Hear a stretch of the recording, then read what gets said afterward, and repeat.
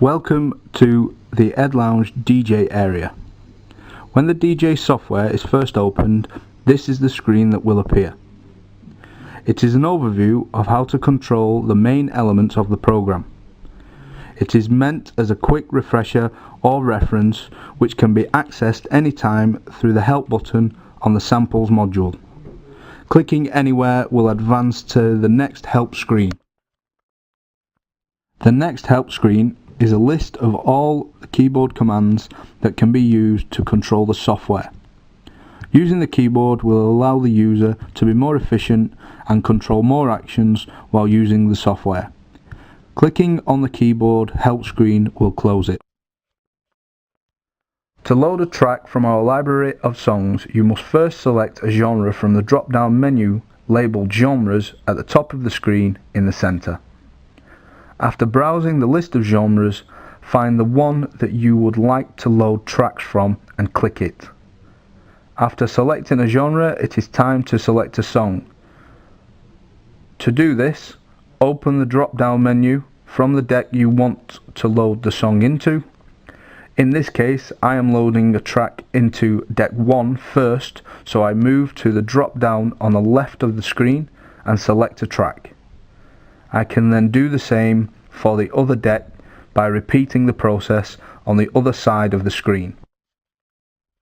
There is another way to load tracks onto the decks.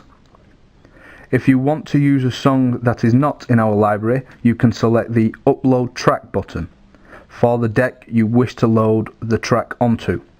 After clicking this button, navigate to the song you want to load and open it. The song must be in an MP3 format to be recognised by the system.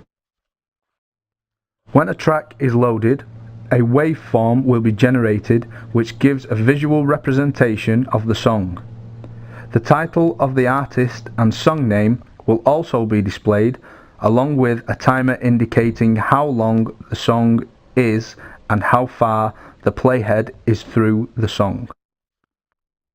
Moving into the global controls box, you will see a selection of sliders and buttons. The sliders to the left and right of the buttons control the volume levels for each deck individually. There are also buttons to stop both decks and play and pause both decks simultaneously. The slider below the buttons is the crossfader. This is used to mix the outputs of each deck. A common use is to fade from the ending of one song into the intro of another to give a smooth transition.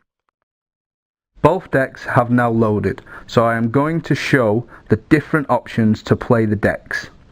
The play pause button in the global controls box will play both decks simultaneously. There is another option though. If you want to pause or play an individual deck, you can press the button to the bottom left of each turntable. This is the play or pause button for that individual deck. To skip through the track, click anywhere within the wave that was generated when the song was first loaded. This will skip the playhead to that point in the track. This can be used to cue a song up to a specific point in order to mix it with another track. Another way to modify the playback of a track is through scratching. To do this, click and hold on either of the vinyl records and drag it around in a circular motion. This will play the song back at the speed that you drag the turntable. Finally, the MPC box handles the loading and playback of mini sound clips known as samples. To load a sample, click on the drop-down menu at the top right of the MPC. Find the sample that you want to use and select it. Then make sure the MPC is in assign mode. You can see this by the word written on the blue button at the top of the module. If the MPC is in assign mode, clicking on a numbered pad will assign the selected sample to that pad. After the sample has been assigned, locking the MPC will enable you to play that sample back by clicking on the same pad again.